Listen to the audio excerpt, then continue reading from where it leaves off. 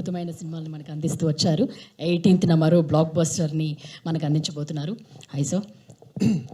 అందరికీ నమస్కారం అండి, ముఖ్యంగా పాత్రికేయ మిత్రులకి.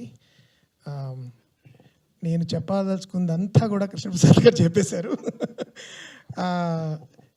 ఇది ఆయన చెప్పినట్టే ఇది ఒక మా ఇద్దరి కాంబినేషన్లో మూడో సినిమా జెంటిల్మన్. నాని జెంటిల్మన్ ఆయనకి సెకండ్ ఇన్నింగ్స్ అవ్వచ్చు, కానీ నాకు ఆ టైంలో బందిపోటు అనే సినిమా వచ్చి ఫెయిల్ అయింది.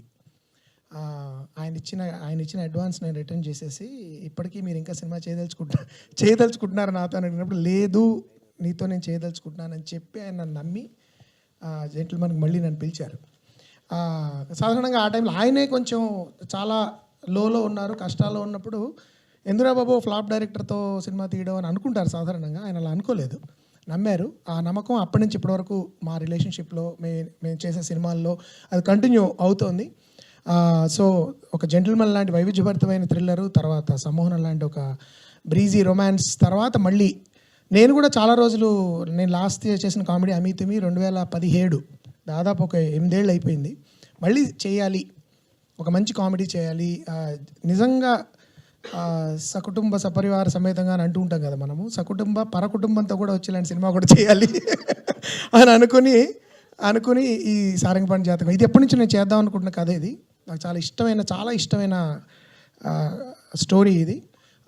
అందుకని ఎప్పటి నుంచో అనుకుంటూ కృష్ణప్రసాద్ గారికి నేను చెప్పడము ఇది అంటే ఆయన వెంటనే ఇమీడియట్గా సినిమా మనం తప్పకుండా చేద్దాము అని ఇమీడియట్లీ ఒక 2 రోజుల్లోనే ఆయన గ్రీన్ లైట్ ఇచ్చేసారు. తర్వాత మేము మొదలెట్టాము. అండ్ ఆఫ్ కోర్స్ మిగతా ఇంకా the entire cost and crew. నేను శ్రీనివాస్ అవసరాలు ఎప్పుడు నాతో అంటూ ఉంటాడు, ఒక అడల్ట్ జోక్ వేస్తూ ఉంటాడు నాతో, చెప్పకూడదు కానీ, sir I want have sets with you అని. So he wants to be on the set with me అని నాకు తర్వాత అర్థమైంది. So I really enjoy working with Srini for the same reason. There goes the reel, there goes the content. Thumbnail వచ్చేసింది కదా. So but all the actors fantastic to work with. నేను ఇందాక ప్రియదర్శితో చెప్పాను అనమాట, నువ్వు న్యాయ ప్రియదర్శి నుంచి ఇప్పుడు హాస్య ప్రియదర్శికి రావాలి నువ్వు ఈ సినిమాని అని. సో కోర్ట్ లాంటి ఒక అద్భుతం, చాలా మూవింగ్ ఫిల్మ్ అది. చాలా అంత కమిటెడ్గా, అంత ఏమంటారు అన్కాంప్రమైజింగ్గా సినిమాలు మనకు తక్కువైపోతున్నాయి ఇప్పుడు. అంత చాలా మంచి సినిమాల్లో లోంచి ఒక నటుడు బయటికి రాగానే ఇంత వైవిధ్యభరితమైన పాత్ర ద్వారా మళ్ళీ మీ ముందుకు రావడం అనేది చాలా నాకు పర్సనల్గా ఆనందంగా ఉంది Darshi. And it's a joy working with him. ఇంతకంటే నేను ఎక్కువ చెప్తే ముఖస్థితిలో ఉంటుంది. బట్ నాకు దర్శి ఎప్పటి నుంచో తెలుసు, తనకి నేను కూడా ఎప్పటి నుంచో తెలుసు. కాబట్టి I always want to work with him ever since that నా చదువు నేను చేస్తా dialogue. But Balagam and of course Mallesh ఇవి చూసిన తర్వాత నేను I thought I should work with him. So ఆ విధంగా Darshi you are no one else could be, నువ్వు తప్ప సారంగపాణి ఇంకెవరూ చేయలేరు అని నేను ప్రగాఢంగా నమ్ముతున్నాను. ఈ సినిమా చూసిన తర్వాత కూడా అందరూ అదే అంటారు. I'm 100% sure. అలాగే రూప, ఎప్పుడైతే నిన్ను అదేం సినిమాది నేను కూడా మళ్ళీ మర్చిపోవాలా, ఉమామహేశ్వర గురుప్రసాద్ చూసినప్పటి నుంచి I thought I should work with Roopa. Because Telugu అమ్మాయిలు మంచి తెలుగు మాట్లాడేవాళ్ళు, తెలుగుని మన రాసిన డైలాగ్ని కరెక్ట్గా అర్థం చేసుకుని ఎక్కడ విరవాలి, ఎక్కడ సరిగ్గా పలకాలి అని మన ఊరికే నెత్తి మీద రుద్దకుండా అర్థం చేసుకుని మాట్లాడగలిగే తెలుగు నటులతో నటించడం నాకు ఎప్పుడు ఇష్టం. అదృష్టవశాత్తు ఈ సినిమాలో ఇంకో స్పెషాలిటీ ఏంటంటే, ప్రత్యేకత, ఈ సినిమాలో నాన్ తెలుగు యాక్టర్ ఒక్కళ్ళు కూడా లేరు, అందరూ తెలుగు వాళ్ళే. ఆ విధంగా నిజంగా పరిపూర్ణమైన తెలుగు చిత్రం ఇది. అండ్ ఈ సినిమాలో ఎవరి డబ్బింగ్లు వాళ్ళే చెప్పుకున్నారు. ఒకప్పుడు తెలుగు వాళ్ళు కూడా వేరే తెలుగు వాళ్ళు డబ్బింగ్ చెప్తుంటారు. ఆ అగత్యం కూడా పట్టలేదు మాకు ఈ సినిమాలో.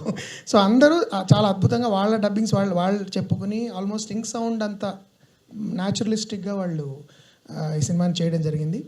సో అది రూప. అండ్ ఆఫ్ కోర్స్ శ్రీని, ఇందాక డైలాగ్ మళ్ళీ రిపీట్ చేయను, బట్ అష్టాచమ్మాలో మొట్టమొదటిసారిగా ఎప్పుడైతే 6 అడుగుల 4 అంగుళాలు ఇతన్ని న్యూయార్క్లో ఫస్ట్ టైం కలిశానో, అప్పుడు తల పైకి ఎత్తేటప్పటికే నాకు చాలా బెణికింది.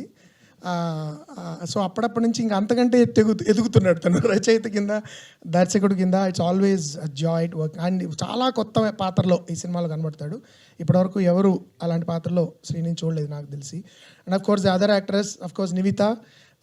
నేను జనరల్గా ఎవరిని ఆడిషన్ చేయను, మనుషుల్ని. నేను జనరల్గా వాళ్ళని మాట్లాడి వాళ్ళ వ్యక్తిత్వాన్ని అర్థం చేసుకోవడానికి ప్రయత్నించడం ద్వారా వాళ్ళని పాత్రలకు సెలెక్ట్ చేస్తాను. ఆ విధంగానే నిన్ను నీతో మాట్లాడడం జరిగింది.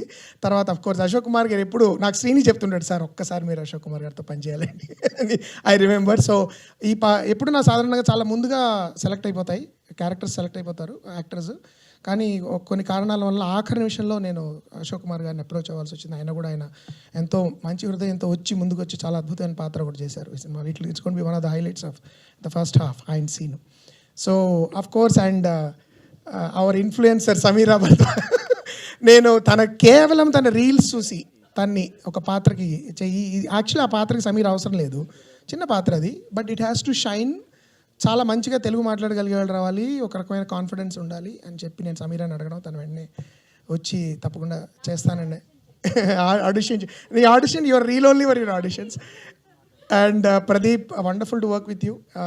యువర్ అంటే నాకు అంతమంది ఎప్పుడు నేను I didn't work with you, only seeing some of you work I called you. And నీ నటనతో పాటు నువ్వు ఇచ్చే హెల్త్ టిప్స్, ఎక్కడెక్కడికి వెళ్ళాలి, ఏవే మంచి ప్రదేశాలు, ఇవి కూడా నాకు ఎన్రిచ్డ్ మై లైఫ్.